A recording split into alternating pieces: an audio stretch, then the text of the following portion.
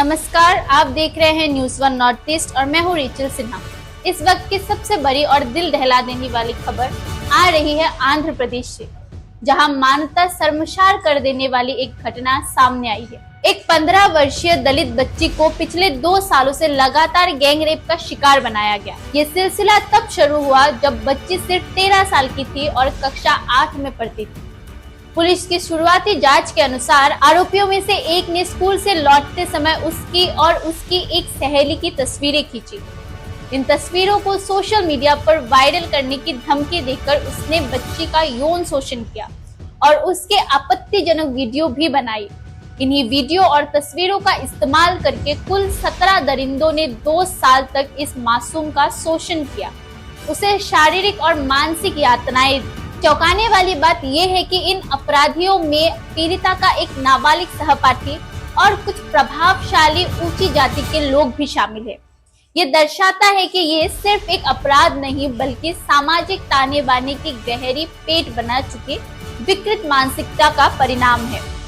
पीड़िता एक single mother की बेटी है। उसके पिता का 3 साल पहले निधन हो गया था। उसकी माँ मजदूरी करती है और परिवार की आर्थिक स्थिति बेहद खराब है। इसी गरीबी और असुरक्षा का फायदा उठाकर अपराधियों ने बच्ची को लगातार निशाना बनाया।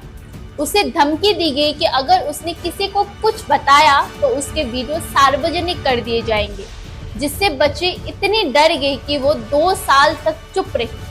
सबसे बड़ी लापरवाही यही सामने आती है, ये बच्ची 7 महीने की गर्भवती होने के बावजूद अप्रैल तक स्कूल जाती रही, लेकिन ना तो स्कूल के किसी शिक्षक ने उसके शारीरिक बदलाव पर ध्यान दिया, ना ही किसी स्वास्थ्य कर्मी या आशा कार्यकर्ता ने। एक गर्भवती किशोरी का स्कूल जाना और किसी को भी उसकी हालत का आभास न होना हमारे सामाजिक और प्रशासनिक ढांचे में मौजूदा गंभीर खामियों को उजागर करता है।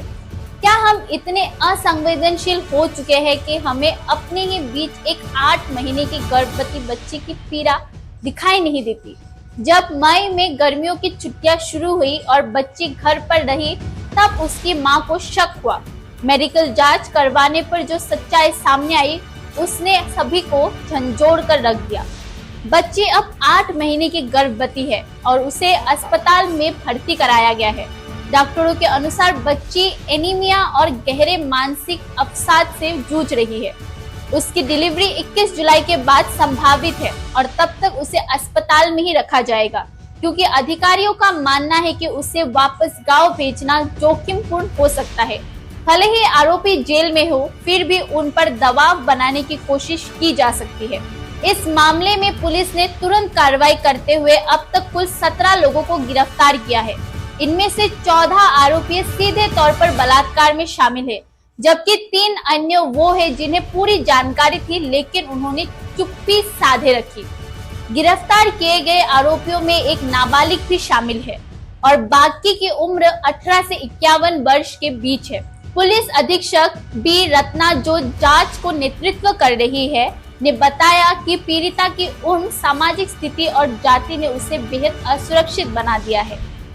गिरफ्तार किए गए आरोपियों में अंचपल्ली वर्धन 21 साल, तलारी मुरली 25 साल, बडगोल्ला नंदवर्धन राज उर्फ नंदा 23 साल, अरेनेचरू नागराजू उर्फ हरियाणा चेरबू नागराजू 51 वर्ष, बोया संजीव 40 और बुडिडा राजेंद्रा 49 वर्षीय शामिल है।